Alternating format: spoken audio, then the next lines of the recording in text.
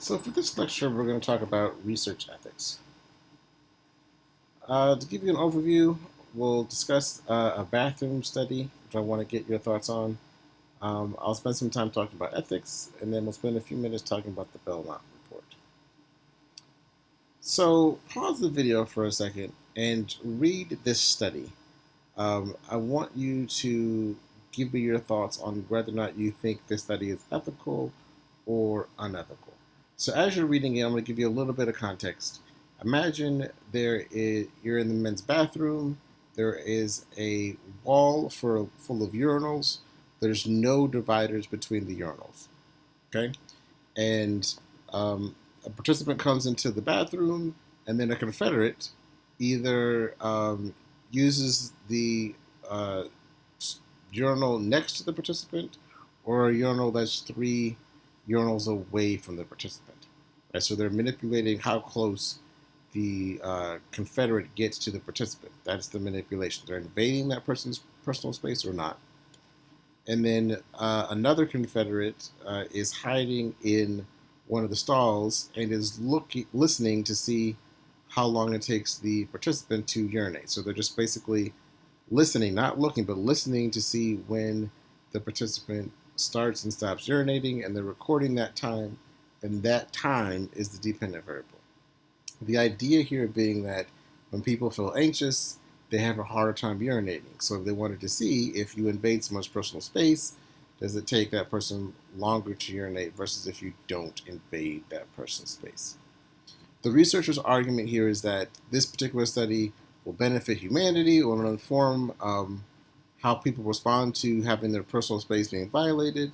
Others suggest that this study is a violation of people's rights. So I want you to take a minute, think about your stance on this um, based upon your understanding of research ethics. Then once you've made your decision, then we'll move forward. So the study has some pros and has some cons. So on the pro side, the study is anonymous, like so the participants aren't recording the names of these individuals who are using the bathroom. The bathroom is considered to be a public space. It is called a public restroom, so it's not necessarily, you can't assume that you're going to have privacy in that space. Using the restroom is a natural part of life, so people do it all day, every day. And the researchers claim that this is an important topic. So understanding how people's personal space is violated is an important topic that needs to be explored. On the con side, some would argue that while this is a public space, it's more of a personal experience, and it's too personal to be used in a research study. They also might argue that this might be dangerous to the participant or the experimenter because maybe that person might get offended and start a fight, so somebody can get hurt. And you could argue that this is a very stressful situation to the participants and would cause them undue harm. So we'll come back to the bathroom study at the end, but for right now, I just wanted to get your thoughts to kind of warm you up in terms of the issues around ethics. So what we have here is a problem. So the researchers want to be able to understand people's true thoughts, feelings, and behavior. Um, so they might want to understand if people act differently when they feel like their personal space has been violated. The problem is that people oftentimes won't act naturally when they know that they're being observed or being studied, right? So if people can know they're being observed, they'll act naturally, or if they figure out what the purpose of your study is, they might, again, act in ways that would either confirm or disconfirm the researcher's hypothesis, right? So you have two sets of issues here. One is that people might guess the purpose of the study and act in ways that would support or kind of disconfirm the researcher's hypothesis. The other is that there are demand characteristics in the environment that would signal to people how they're supposed to act, right, or how they think they're supposed to act. So if you have a one-way mirror, people might expect that they're being observed, so they might act differently than if they don't think they're being observed. Or if the experimenter creates certain expectations, like in the Milgram study, people might again act unnaturally. The problem with these two issues, especially demand characteristics, is that by behaving unnaturally, you have no real sense of how people truly think, feel, or behave. Right? You're getting an unnatural response. So if you think about the Milgram shock study, where participants were brought in, they thought that they were testing someone's learning ability, and their job was to shock someone when they got a particular answer wrong. But in reality, the person who they were supposedly shocking was not a real person; it was a Confederate. They weren't being shocked. The study was really about whether or not people would feel the need to obey authority figures. So the experimenter kept pressuring the participants to continue with the study and increasing the level of shock, right? So as you can see, when the experimenter exerts any kind of pressure or force on the participant, they may act in ways in which they probably wouldn't without that pressure, right? So as you can see, if you exert pressure or give signals to the participants about how they're supposed to act, then they will act in ways that are probably very inconsistent with how they would normally act. So the researchers' mission and goal is to get people to act naturally, right? They want to minimize demand characteristics, so minimize any cues that might signal to them how they're supposed to act. They want to make sure the experimenter is not invoking any particular pressures on the participant unless that is the purpose of the study. So they may end up trying to conceal the real purpose of the study so that people um, will act naturally in regards to what the experimenter is really trying to investigate. And the experimenter might try to make the study as realistic as possible so that the participants will be so engrossed in the study that they'll just act naturally because the study is so engrossing. Now, there's some relatively non-invasive ways that you can get people to act naturally. So again, providing few cues in the environment. Um, so trying to not provide too much additional information that might lead people to understand or figure out the purpose of the study.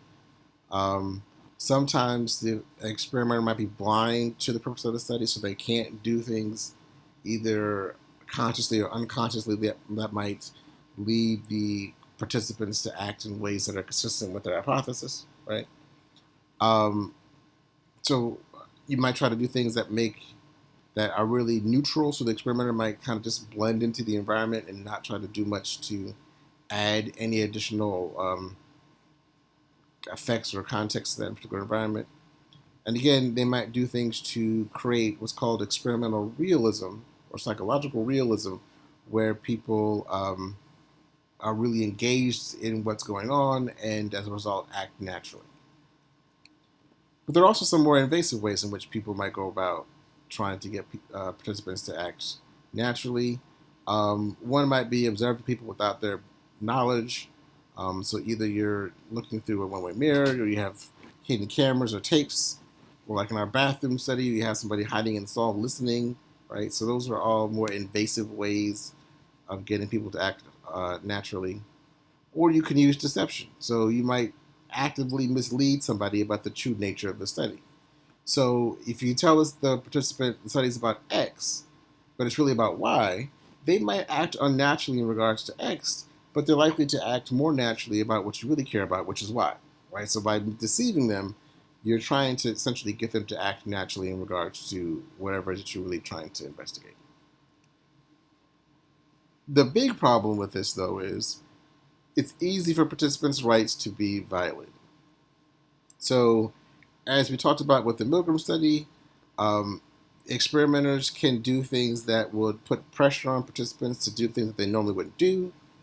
And researchers can definitely take advantage of their participants, like in the Tuskegee syphilis experiments, where they basically coerced black men in Tuskegee to participate in this particular study, and they want to watch the effects of syphilis over time.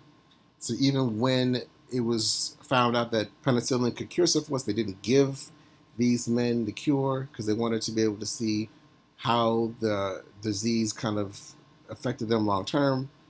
So that's an abuse of power of the experimenter and them taking advantage of their participants. So you have these two conflicting interests here. You have the interests and rights of the experimenter which oftentimes is in conflict with the interests and rights of the participant. And the goal of research ethics is to balance these two conflicting or potentially conflicting interests, right?